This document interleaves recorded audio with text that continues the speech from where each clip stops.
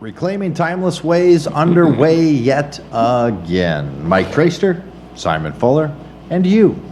Appreciate you being here so much. Mike, episode 98. I know, amazing. So today the question, brief question, is pastoral courage or pastoral cowardice, right? Okay. So a couple things. I mean, when you see people that are clearly broken and they're moving steadily into harm's way, do you politely avoid it or do you find a way to do something? Which might create a not as comfortable situation, is what you're saying.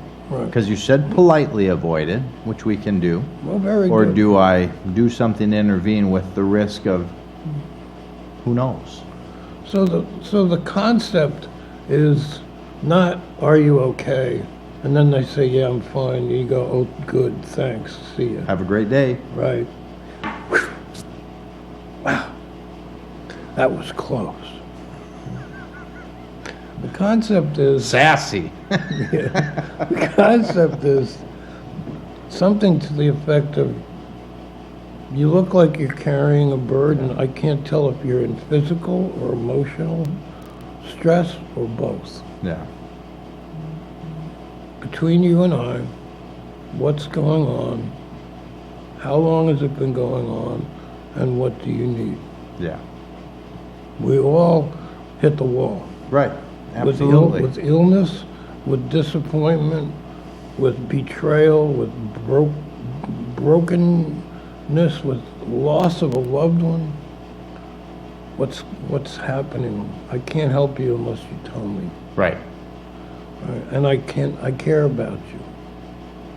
And then maybe they'll open up. Yeah.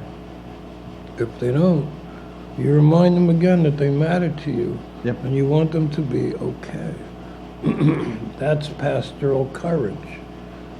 It's not coming in like Tarzan and beating on your chest, you know, and swinging from the rope and acting like you're indestructible, right, or perfect. Right. Because you're going to go into unknown territory. Though, Right. right? The other thing is if something is really touchy and you're a pastor, you need to have somebody that you consult with so that you're not going to wind up getting sued by somebody. And it would be the same if you're a doctor or a counselor. Right. You know, you need to have some guidance so you're not stepping into that little sweet swimming hole isn't full of crocodiles. Right. Hungry crocodile, you know. So I would say that you express interest and concern. You give examples. Maybe you share a personal example or somebody you know, Right. so they don't feel isolated and shamed. Right. And then you open the door and you invite them in. You know, on the topic being pastoral courage or cowardice Right. is true, because at the end of the day we do hold that position in a place where it's kind of part of the calling, part of the description, so to speak. Right. Sort of an expectation in a sense. Right. And oftentimes somebody that can approach you or I or a random person maybe a little more easily, A, with training, and B, because that title oftentimes might break down a little bit of the barrier. Some people it might actually throw up a wall, but some it might break down the barrier a little easier. But Mike, this is a charge for all of us.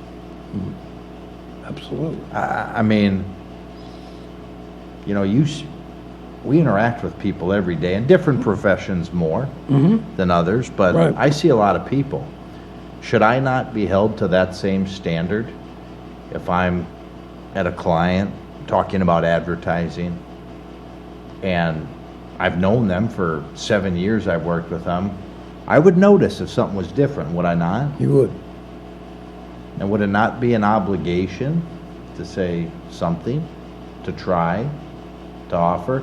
I mean, I guess what I'm trying to do is I'm trying to expand the topic. I like the topic, but I just believe that we're kind of all should have some sort of that same calling as humans. Right. I believe that God writes things onto our conscience, and we can either honor the fact that the conscience is there and created by God, or we can numb it Yeah, and shut it off, and then live darkened lives, sure. But yeah, you're right. You're absolutely right. Yeah, It's not just a pastor's job. It's a person's job. yeah. Yeah, I mean, it kind of reminds me of, honestly, one of the first shows we did, and really that first conversation we had over a cup of coffee. Like, this is the essence of this whole show, which we're on episode 98. 98. Is it not? Not the backhanded hello. No. Right. Not How you doing? fuck off. the casualties. Right. And even if we're not always intending it that way, No. that is what it is. Who it is. Especially if we notice. Right. If I know you, I'll know if something's off in you. I ran past somebody in the gym the other day, and I just said hi, and I looked the other way. And I went up to him a day later or two. I said, I apologize for the way I said hello to you. I was very focused on getting my workout started, and I didn't want to stop to visit. Right. But I didn't mean to dismiss you Yeah. or be offensive. I apologize. I owned it. Yeah. I hope he accepted it. Yeah. I'm not sure. I think it might, the stink of it might hang around a while. Until we reestablish trust. Yeah. Because when we dismiss each other, there is a stink Yeah. a residual stink, Sure. if you will. Sure. Yeah. Sure. Sure. I didn't realize we flip on the screen. Yeah.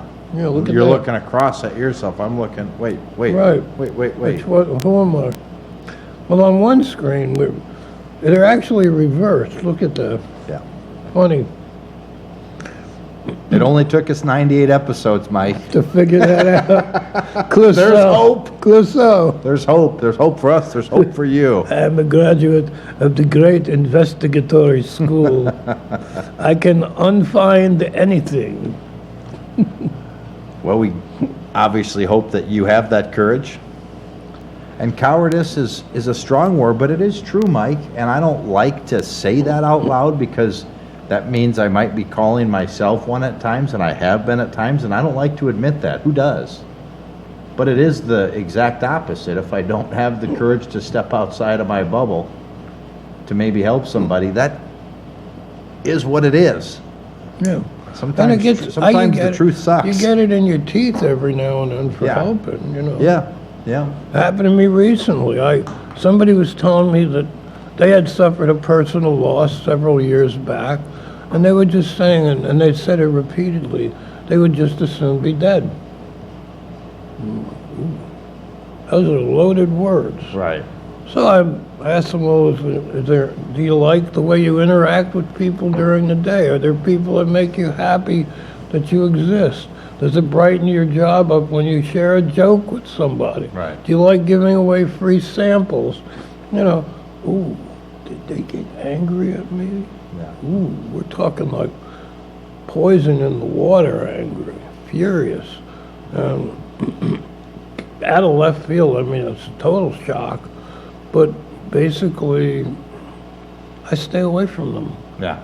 After their reaction was like poison, Yeah. And,